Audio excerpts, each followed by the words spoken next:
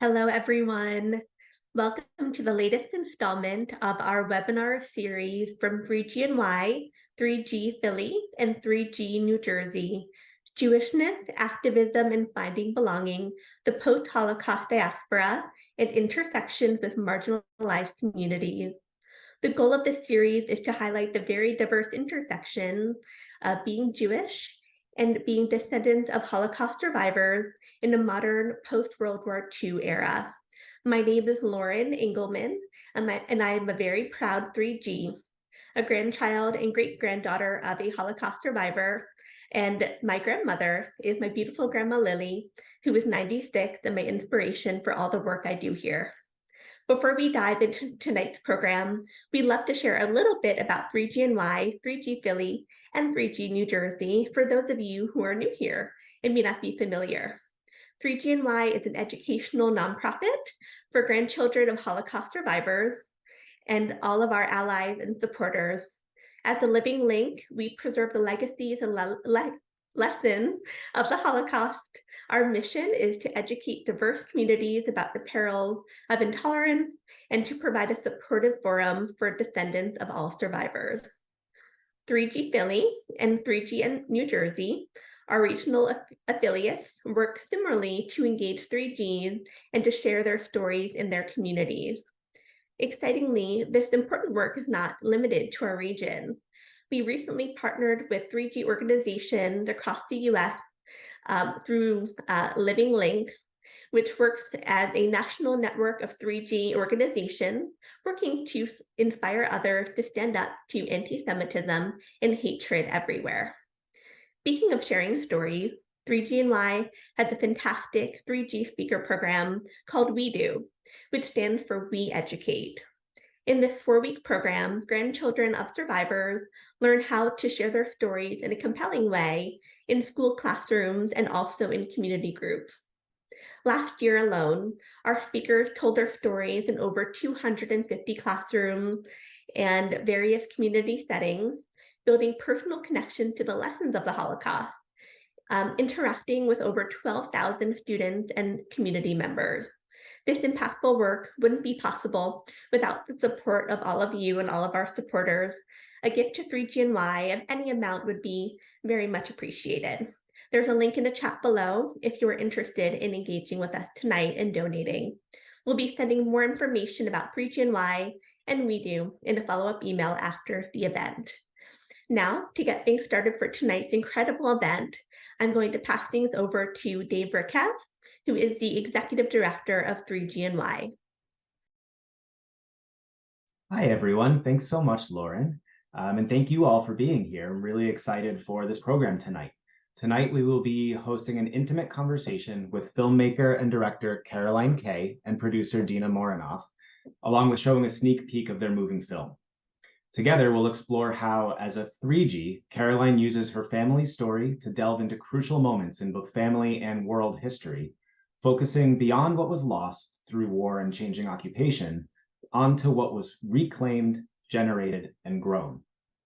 Left Lane Straight tells a rare Holocaust story, one of the decimation of the Greek Jews and the complex tale of how her family survived and thrived, asking, what is joy in the presence of pain? Filmed over 30 years, Left Lane Straight unravels the complex realities of World War II and its aftermath. Post-war immigrants to the United States, this family is among the remnant of the Jewish population from Thrace, which survived World War II, a mere 2% of this scarcely known but once thriving community.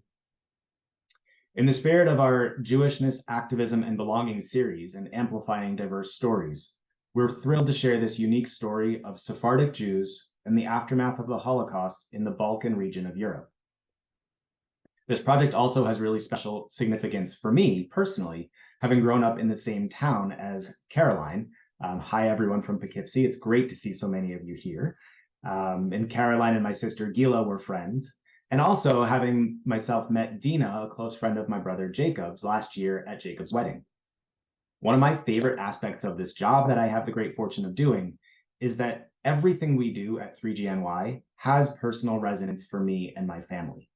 And this evening's program is an especially poignant example of that. Throughout the evening, if you have questions for Caroline and Deana, feel free to put them in the Q&A feature, which should be at the bottom of your Zoom screen. And we will try to get to as many of them as we can before we close out our program tonight. And with that, it is my honor and privilege to introduce Caroline Kaye and Deana Morenoff. Caroline and Deana, let's start by giving you a chance to introduce yourselves, and if you would take a minute to set up the clip that you're about to show us. Wow. Hi. Thanks. Hello, everyone. First of all, thank you so much for coming out right before Rosh Hashanah. We know that it's a busy time, so thank you for taking some of that and tuning in On a Tuesday evening. Thank you. What we're gonna share with you is not it's a particular it's not our film is a feature and it's not yet complete. But this particular cut was designed to commemorate the 80th anniversary of the deportations of the Jews from northeastern Greece, from this area, and this was in the spring. So it's not our full film in length, but it's also not the same content. This content really focuses on this particular piece of history that is largely unknown, at least for most of us. Trying to think of what else is important to share here. The main characters are here, but a lot of the family and intimate storytelling and artwork. There's a lot of artwork missing from this particular cut. So this is focused on the history look at our film. Is there anything I'm missing there? No, you'll have to watch the full film to get to the Yes. awesome survival stuff. So you'll be excited for that later, but I think that's it for now. All right, more to come. Great. And just a couple quick notes. We are recording this webinar so that those who are not able to join us live tonight can see it in the future, as well as any of you who want to rewatch it. But as Caroline and Deana are still working through the permissions for a few images, we're going to pause the recording during the film. So if you're watching this later on YouTube, there's going to be a little blip where we're watching this beautiful film, and you'll have to find another chance to see it when the film is released later on. Your sound, those of you watching now, you might want to turn your sound up. The first 30 seconds or so of the clip do not have sound, so don't freak out that it's not working. It will kick in once the video begins. And here we go.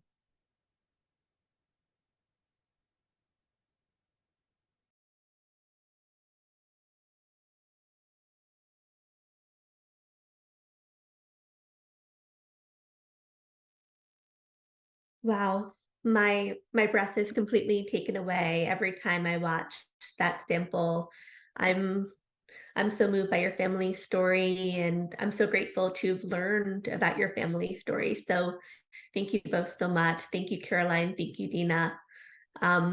With that, I'd love to open up some panel questions. There's a lot I would love to learn from both of you. So Dave and I will be taking turns asking some questions tonight. To kick things off, Caroline, what inspired you to initially begin documenting your family through video at age 15? So my sister and I had heard these stories, it feels like forever.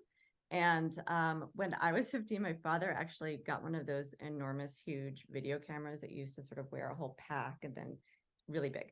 So my sister was often behind the camera and I was often asking the questions. And I think it was really an issue of just wanting to remember, wanting to be able to hear their accents and capture all of that. I had no idea where it was going to go at the time.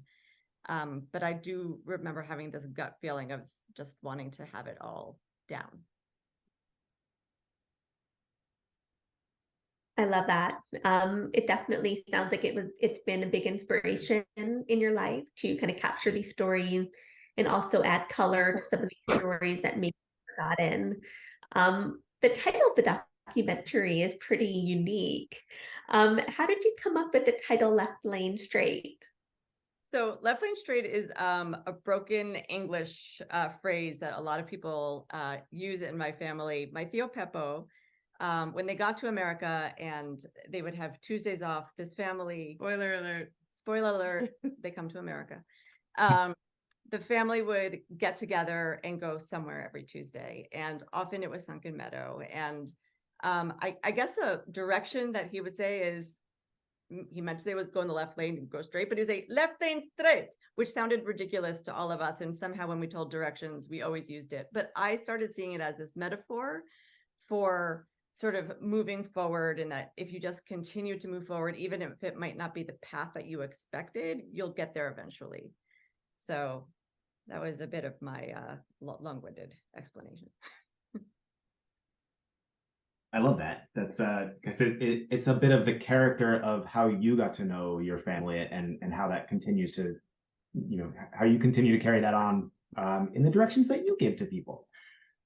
So we are going to talk a little bit more about the content, but before we get there, I'd love for you to talk a little bit about the process of going from filming when you were 15 and then through the years to creating a documentary film. And I am sure that it comes with a whole range of unexpected challenges, hopefully some unexpected blessings as well. So talk to us a little bit about that process. It's long, but so the mission really at the beginning was just tell the family story and have this be a history, and sort of take all of these sort of different shifting medium that there's been over the many years and somehow bring it together. But it really evolved and it grew into something bigger that had bigger themes about belonging and identity, and it covers a lot of ground. Do you want to pipe in? It covers a lot of ground. It covers a lot of time. It covers so much time and ground that we made a tagline out of it. We say it covers 4 generations, 2 continents. Yeah. Anyway, it covers a long expanse of history and right through to present day. And there's so many characters because she has a beautiful family full of really rich characters. So part of what's, I think, taken so long, and part is that it is a complicated history. So trying to figure out how and what to tell of it was really important. And my grandmother, when I was asking her questions, used to say, well, you can't really understand. I'm like, well, why can't I understand? And she's like, because you don't know war. You didn't live here. You don't understand. And would kind of go back, say, like, if you want to understand my decisions, the decisions that I made during World War II, she didn't say exactly like this, you have to understand what happened before that, what happened during the Balkan Wars, what happened during World War I. So it's important to tell all of that history. It's just hard. Yeah.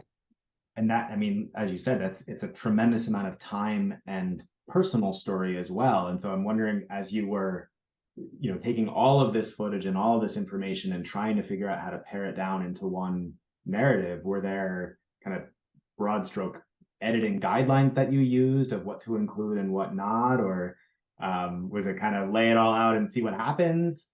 There was a lot of storyboarding. There was a lot of post-it notes trying to figure out who tells what story when, and how many times do they tell the story, and which themes keep showing themselves and revealing themselves, but really the hardest part is what I think in the film world they call killing your darlings. It's having to figure out what doesn't make it. And I had to come to the decision that I will have some sort of podcast or website series afterwards with little vignettes, because there are just some stories that might not make the film, but I love them so much that they need to be shared.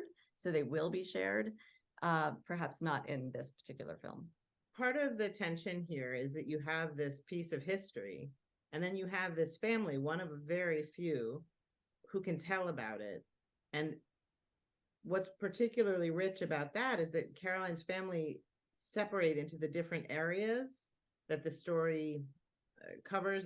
You'll learn more about that as you get into the film. But so she has representation in all these different circumstances that get covered.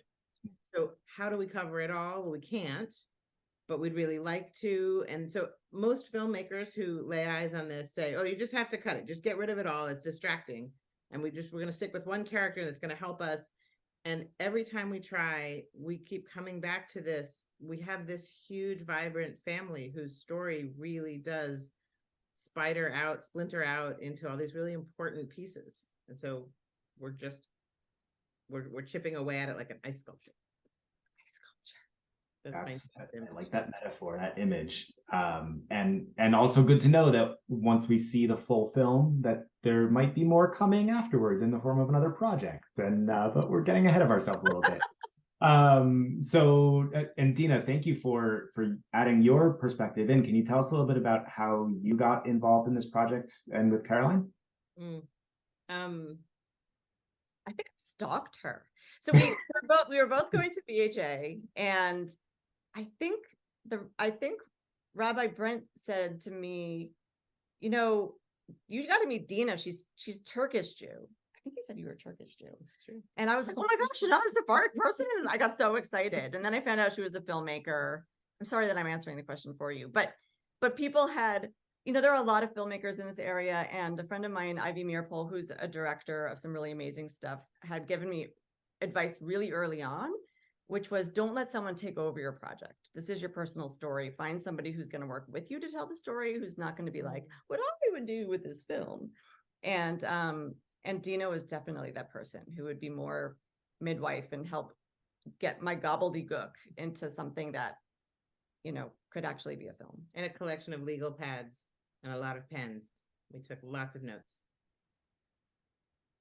Seems like a really nice partnership between the two of you, and trusting, which I'm sure is really helpful as you start making some of those decisions and cutting and organizing.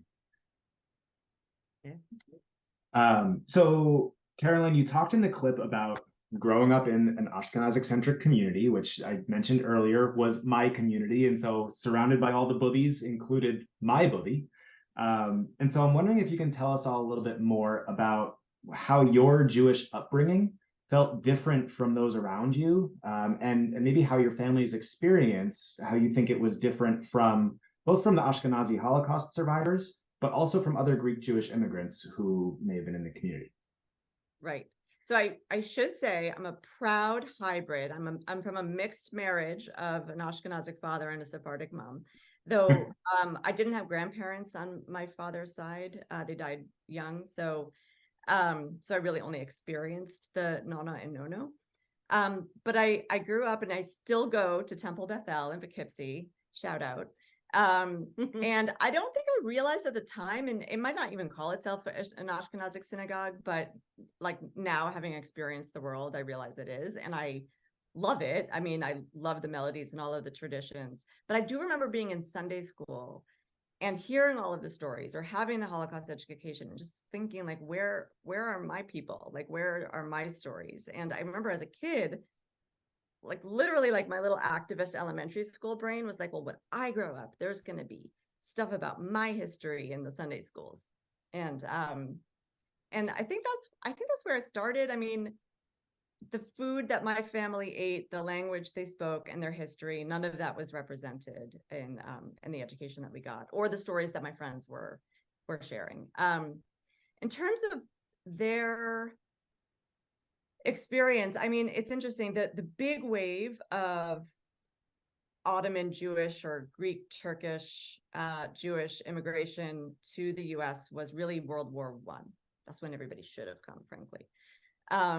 And so there's this wave, and they developed these really strong communities in places like in Brooklyn or in Seattle, LA, and really did this beautiful sticking together. And there's some really amazing communities in the United States that are very strong. When our family came, I mean, 87% of the Jewish population was killed during World War II. And from the area my family was from, it was 98%. So they just didn't have, they came here, and there were these Sephardic communities, but not necessarily ones that understood this war experience that they had. So what I found is that they just stuck together as a family. And I think that sort of you had these additional, they're pareja, you had these additional members that weren't exactly family members, but if there was only 5 families that came back from drama, you know, 3 of them were, you know, in our group kind of thing, you know? So it was a smaller group of people together. And I don't think they necessarily always completely identified with the Greek Jewish community that was already here. and they had lost, I mean, just one more thing, they had lost so much tradition and culture. Like when we talk about the people being erased, it's also, you know, you had rabbis who were erased, you know, you had traditions that were erased, and this family's education, both religious and secular, was stopped at a really early age. And so they didn't necessarily have the education that might be able to sort of continue these traditions that the people who came earlier had. So Yeah, interesting. Wow, that's very interesting. And Caroline, as you referred to yourself as a child in Sunday school, I definitely hear from you that it sounds like both Sephardic and Ladino-speaking Holocaust stories are somewhat underrepresented. Us being with 3GNY and Living Links, how can we better tell these Sephardic Holocaust stories? like you're doing right now. But there are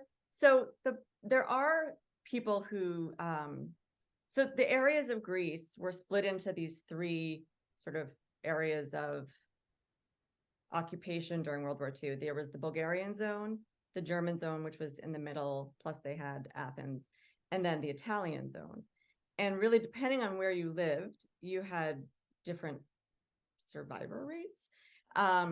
And they also went to different camps. So in Salonika, that was an area that there's a lot of academic research on, there are a lot of stories on, and there are some films on. And there are also survivor stories, not as many as we would like, obviously, but there are some because they went to Auschwitz. So there was the possibility of survival. And then there are some great stories of, you know, hidden children and things like that, especially from Athens, because you were able to sort of integrate within the community more easily. And also the Jews who were down there spoke Greek better. They had been a part of Greece for longer than the folks who were from up north, which didn't become Greece until 1913. So there are some, and there's a great film called Thrace. It's actually some of the folks who made that have supported us, and that's on the Jews of Kastoria, which is another really fantastic film, and that is still occasionally, I think, on PBS. You should look it up. It might be streaming. To that end, we have a ton of resources and would really welcome the opportunity to make them available. So ask us. The more sharing, the better. Yeah. And thank you for having this platform. It's a beautiful gift. We're so happy to collaborate with you. I was speaking with somebody the other day about the project and about this event, and immediately the question was, how can I get in touch with these people? I know someone who has a story that they're trying to tell, you know, that kind of thing. It feels really important and special that we have you guys. Yes. So thank you for having us guys.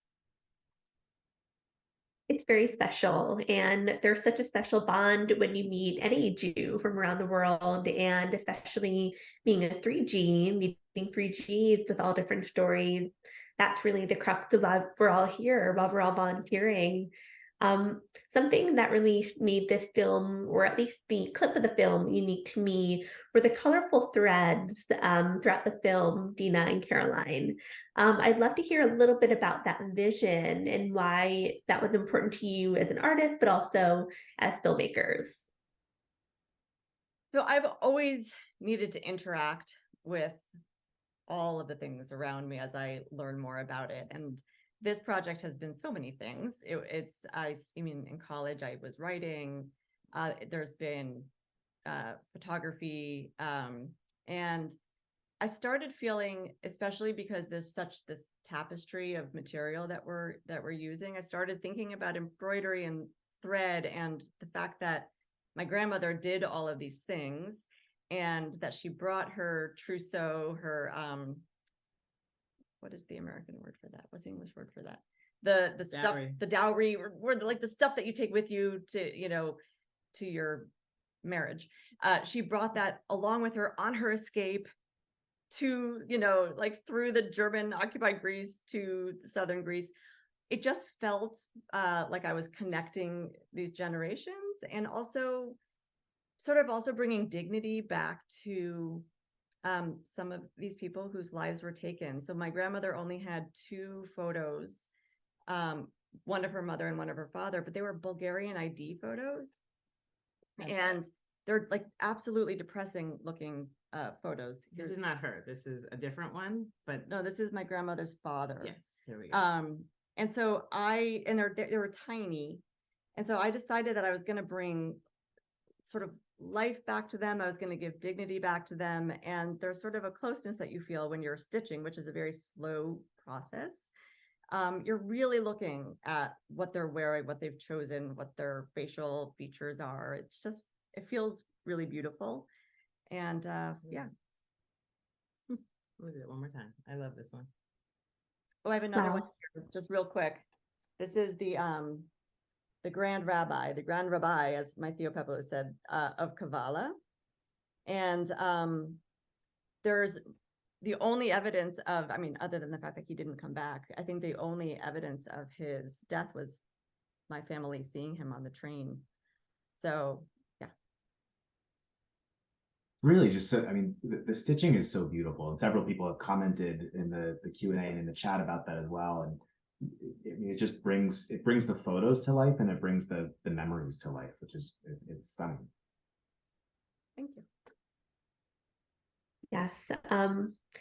Caroline, something when we connected before the session today, you said something that really stuck out to me, especially with the title of this event series. And you said something to the effect of, my family's been looking for belonging since the Ottoman Empire.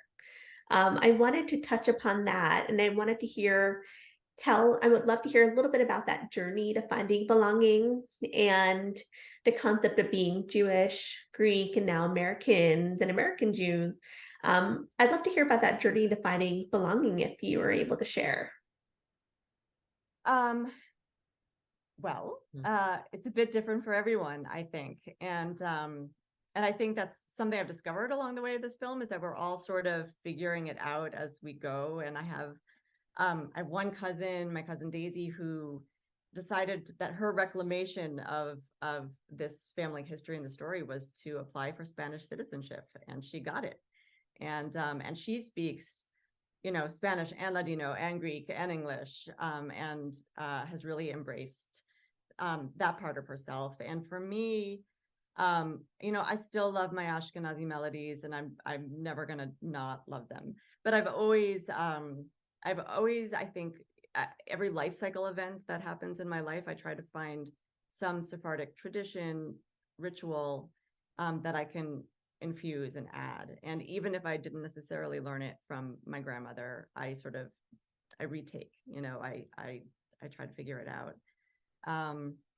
So I think it's like history is nuanced, people are nuanced, trying to learn to somehow have all of those parts together. But just if I may, to your point, from the Ottoman Empire, this family, well, from Spain, I mean, this family was othered and ostracized at every step, and found each other ultimately throughout the many decades.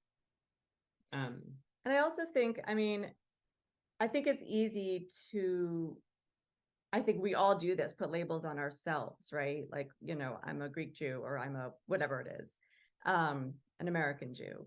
And I learned sort of early on, we were talking to a producer who said to us, well, is this a film about the victims or the rescuers? Right? He was putting things in boxes. And I was like, well, both. He's like, it can't be both. I'm like, but it really is, right? Like, this is a film which has a lot of helpers. There were, you know, Greek Orthodox helpers, there were the communist partisans, there was the archbishops, and there were lots of helpers. But my grandmother also made choices that led to her own rescue. And, you know, I learned a lot from that, right? Like, I don't want to be in a box, you know, let's not put the history in the box, and let's try to not put ourselves in boxes. Boxes are dangerous. Yeah, and I mean, it's clearly resonating, and being able to tell that kind of a nuanced story gives lots of different people, different ways in and ways to connect. And I mean, we can see that. I know our audience can't see it all right now, but we'll share some of it in our follow-up email. But the questions coming in the Q&A and some private messages in the chat, there are people who have connections to their own family history in Greece, or relatives who came from a part of Europe that is not talked about very often, and connections through language. And so there's lots of different angles in that people are finding connection through your storytelling, which is really beautiful. Well, and I have to say, early on, I approached the Greek Orthodox community because this area of Greece, you had the population exchanges. So you had all of these Turkish-speaking Christian Orthodox people, so Greek Christians, but they had been living in Asia Minor, coming into this area of Greece. And then you had my family, which were Greek-ish speaking Jews, right? And they're all sort of learning how to become Greek at the same time. And then there are stories even within the war. I think you might bring it up later, but the massacre story that you saw, I mean, I think I grew up thinking, oh, all war equals Jews being persecuted, but that was actually a massacre of Greek men. So it was a Bulgarian massacre against those living in the area of Drama. And the fact that my grandfather was Jewish had nothing to do with his being rounded up. So this is really a Greek history, and this is a part of Greek history that even I feel doesn't really even get told so often when you hear the Greek war stories. Yeah, and I'd love to take just a few minutes before we get to the Q&A to delve a little bit more into that history, because there's so much that you packed in even to just that small clip that you shared with us.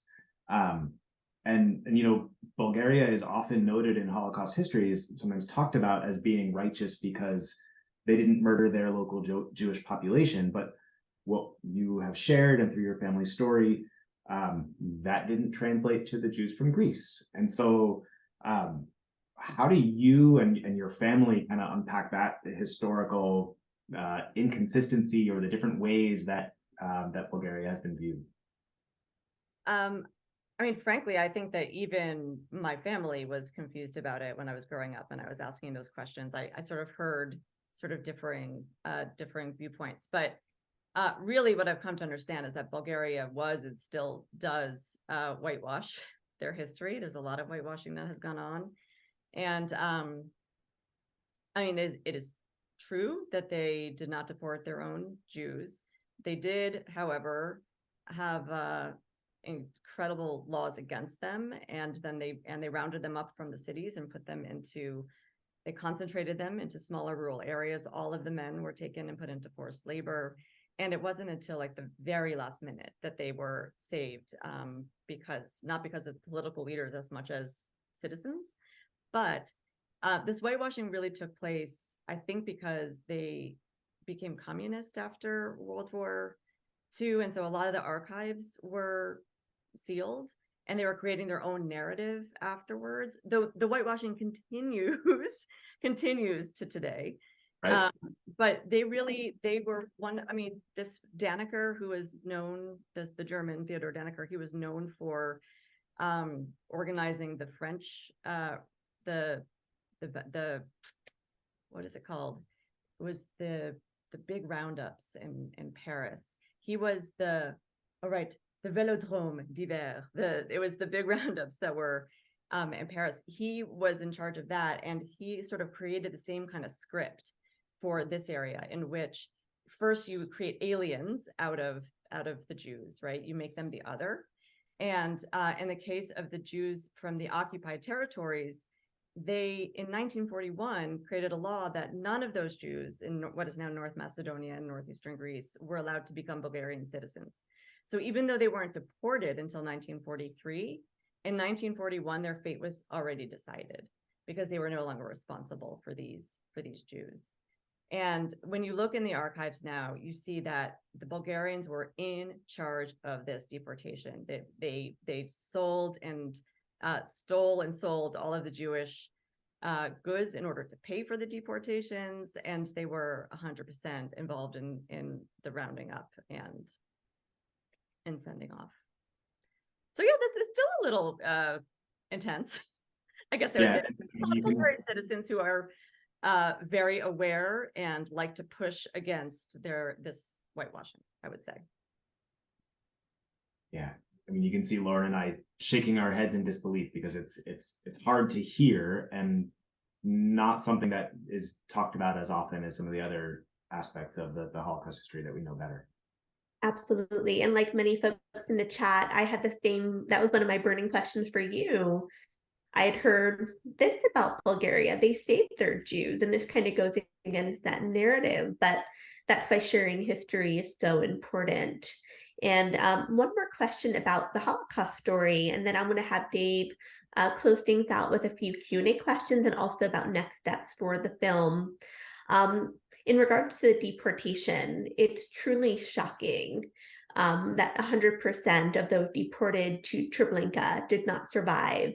And even more sad and shocking in that most of the families and friends in Drama did not know what had happened. Have you learned any additional history to what happened to other Jews in the northern Greece region? Were any of these stories told?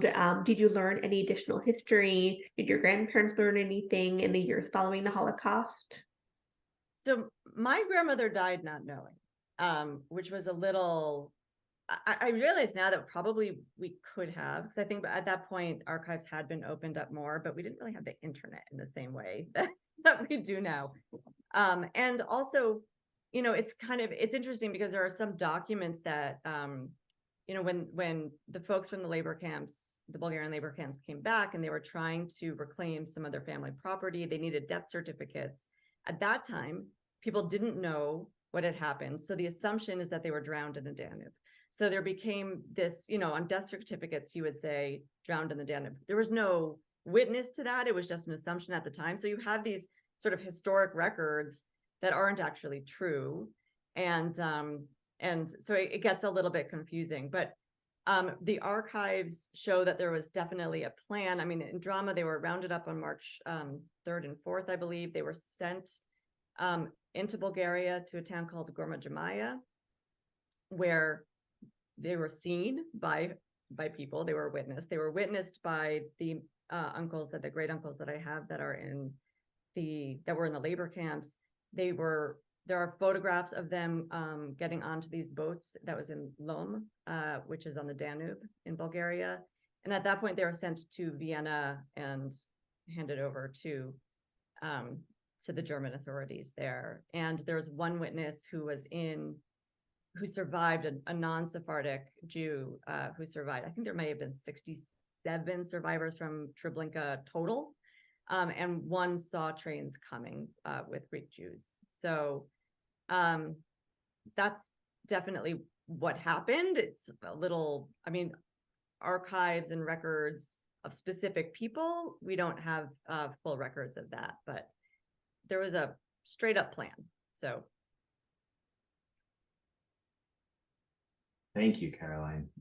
There's a lot of history, and there's also a lot of questions in the chat about additional resources so people can continue learning the history. And so we will, when we send a follow-up email to everyone after this event in the next few days, we will try to include some of those resources that Caroline and Deana mentioned. I want to transition us in the last few minutes that we have to get to some of the Q&A questions. And there are lots of people with a lot of interest and a lot of questions about when can they see the film? What's happening? What are the next steps? Where are you in the process? And how do we get across the finish line so we can all see the full film? Yeah, that finish line. We're in a spot right now where we're fundraising for to cross the finish line, and we've actually just launched our crowdsourcing campaign, which we're very excited to finally be at a place where we can do that. For us, that means we've gotten far enough along and close enough to the end that we can see the finish line, and so now's the time for that, which is really exciting for us. But we're fundraising for the last push. We have a rough assembly of this of this feature film. We have an edit set up for the fall with funding, and with funding we'll be able to see it through, and then we finish the film. So we're aiming for spring as a completion. There's a lot of factors that go into this. For those of you who don't know, it must sound nuts, and for those of you who do know, you're probably thinking, spring, really? That's that's our goal. Great. And do you have a sense yet? Is this going to be like available for streaming? Is it going to be a theatrical release? Is it going to be call Deana and Caroline and have them bring it to your synagogue? Like what's the distribution plan? It's true. There's a lot of goals for this. We want to do a lot with this film. But go ahead. Well, so first of all, the distribution landscape seems to have changed a lot from when we started to now. And even with streaming and with the strike, I mean, with everything changes constantly. But one of the things that I really hope for, I mean, other than the festivals and things like that, is to have these kinds of conversations in person with communities, because I do feel like depending on the community, there are so many different things that we will get to talk about, whether it's identity or belonging or shared history, commonalities. There's just there's a lot of information and a lot of different kinds of conversations that could be had. There is a PBS goal, though PBS makes you cut it down to 60 minutes, and that's painful. But I do really hope that we get to travel with it, because I think these conversations are so much fun. But in addition to the conversations, we also have this beautiful collection of embroidery. This woman has been hard at work making maps and portraits and all sorts of crazy things out of different materials. So one of the hopes is definitely to travel with a beautiful exhibit and show the film alongside it. Yeah, those, I mean, it sounds like they're begging to be displayed in community centers and museums and other places where people can come and really experience it and have the conversation with you, as we are tonight. And Dave, I think we have our spring event already planned, because 3GNY would like to have a film premiere with you guys. we love it. There's a beautiful question from someone in the Q&A who asked, how do you take care of yourself during what can be an emotionally difficult process of creating a film like this? That's a good question. I will say that during COVID, it got really dark. It got dark because part of what we talk about in the larger film is that this family really survived by using their togetherness, right? That, they, whether the joy was external or internal, there was this getting together and dancing and singing and eating that allowed them to experience joy. And then all of a sudden it's COVID and we don't get any of that. And I'm immersed in this super dark material and not really getting to come out of that. So that was rough, I will say. I think embroidery helps. It's become my meditation. It's become my meditation. It really has. And my family is funny. I mean, they're really funny. And I feel like as I'm watching this clips over and over, it's getting to spend time with these people. I feel like it's a blessing. Also, I mean, to add to the blessing, what I've been privileged to be able to witness is a deeper connection and understanding to the material that Caroline has collected over the years. As an outsider, I can say objectively, I watched this material a billion years ago and was like, okay, I understand it sort of. And now I watch it with so much more. And I know what that means to Caroline. I mean, I know what these epiphanies and discoveries along the way have looked like, and they've been deep and really meaningful. Therapy is good. Therapy is good. Retranslating, you hear somebody say something in a broken English sentence to a child. He's, one family member is talking to young Caroline, and she's like, okay, but what I really want to know is blah, blah, blah. And he's like, okay. And he changes gears and tells his story. Watching this material and trying to see where he might have been going and what he means when he says something.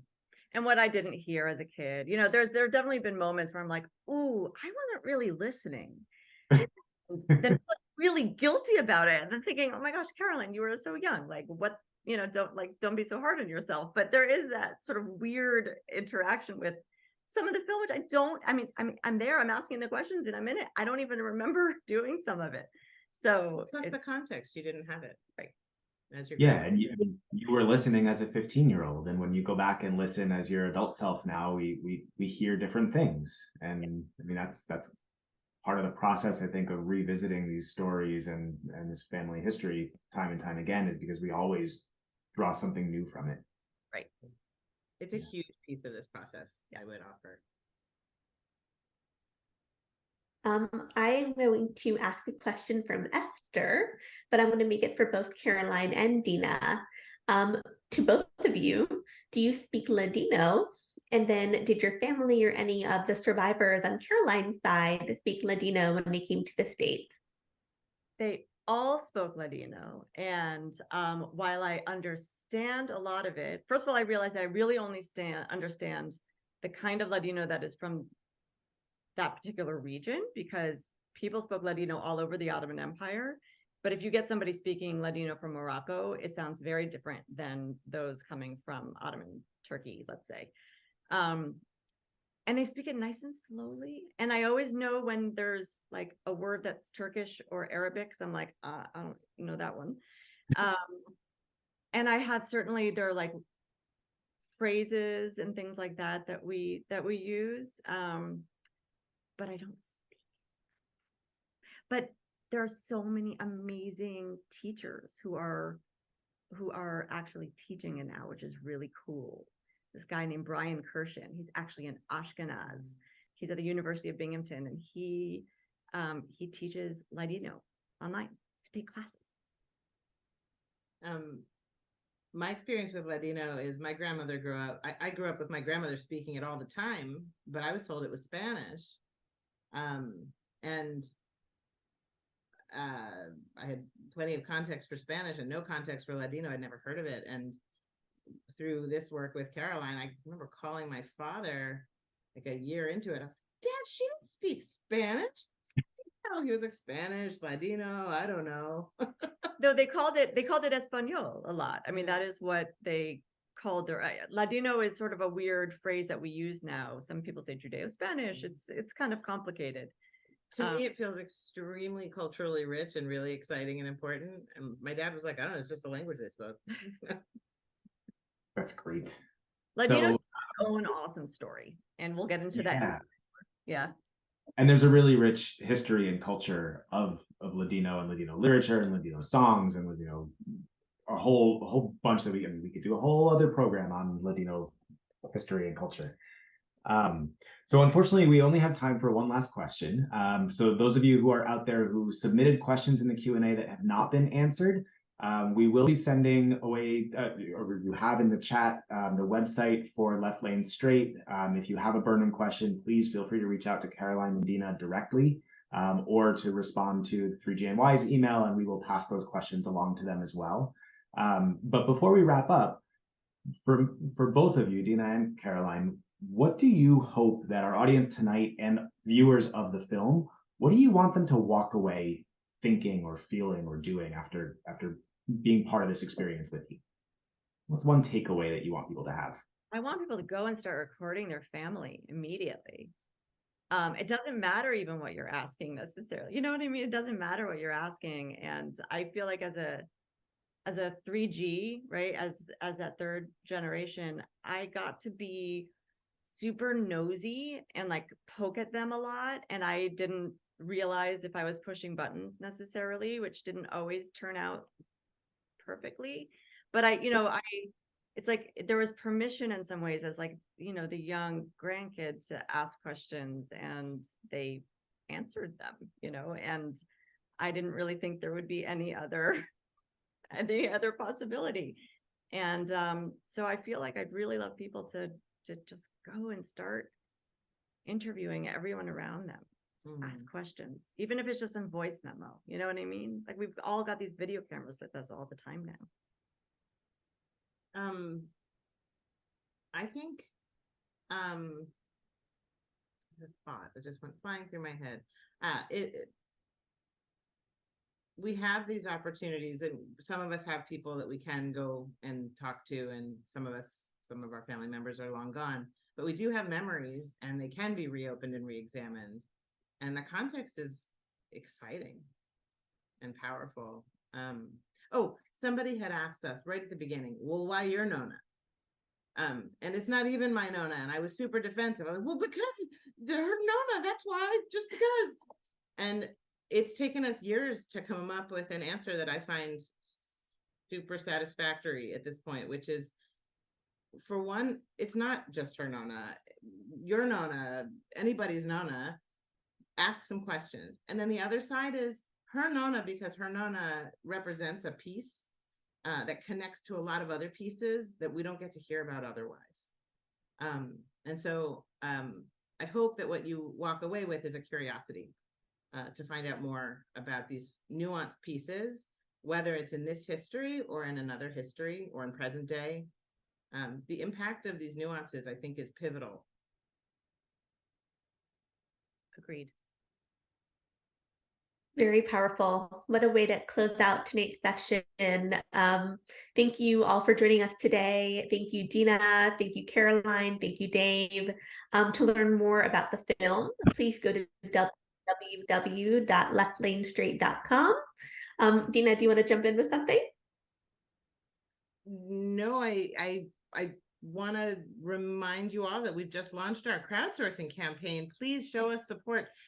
If you can support financially, that is wonderful. And if you can't support financially, please come and follow our film anyway. This bizarre platform of crowdsourcing really feeds on the more we can grow our community, the more it helps our film, but it also helps our crowdsourcing campaign. They give us perks, which is hard to explain in a short time, but please follow our film on Seed and Spark. I love it. Well, I know I want to support you all and see this film completed. I know it's going to be amazing. In terms of next steps for 3GNY, it's so great to see so many members of our community here on the line tonight. We hope to see you at future events. We have a special international storytelling experience with 3G Friends from the UK on Sunday, October 22nd, as well as our intergenerational brunch in New York City on Sunday, October 29th. Watch your email and our social media for more detail. And as always, visit 3gny.org for more. As always, reach out with any questions, ideas, or feedback. We look forward to seeing you again soon. Have a great evening.